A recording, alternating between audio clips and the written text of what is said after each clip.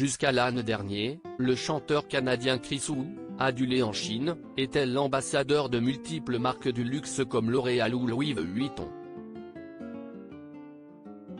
Mais ça, c'était avant qu'une étudiante ne l'accuse de l'avoir violée pendant un rendez-vous amoureux lorsqu'elle avait 17 ans.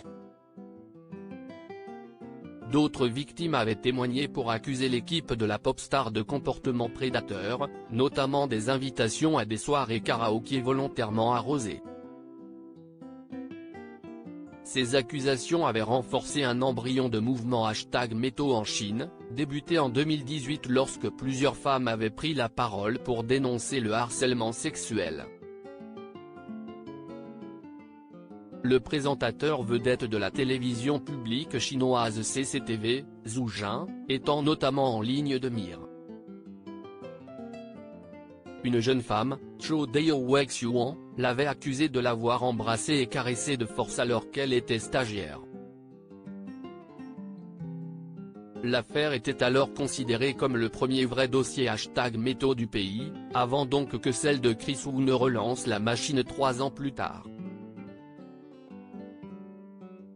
Le verdict est tombé et ce vendredi 25 novembre, l'affaire a pris une nouvelle tournure puisque l'artiste de 32 ans a été condamné à 13 ans d'emprisonnement et à l'expulsion du territoire pour viol et débauche.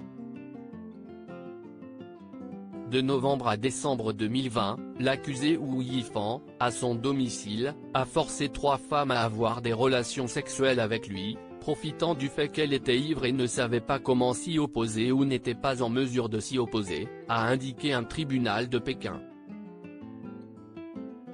Par ailleurs, Chris Wu a reçu une peine complémentaire d'emprisonnement d'1 an et 10 mois pour débauche sexuelle collective, a précisé le tribunal. Les 2 peines cumulées ont donc été arrondies à 13 ans de prison au total.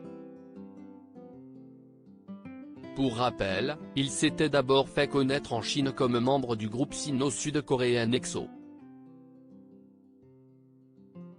Il avait ensuite quitté le collectif en 2014 pour se lancer dans une carrière en solo en tant qu'acteur, chanteur et mannequin.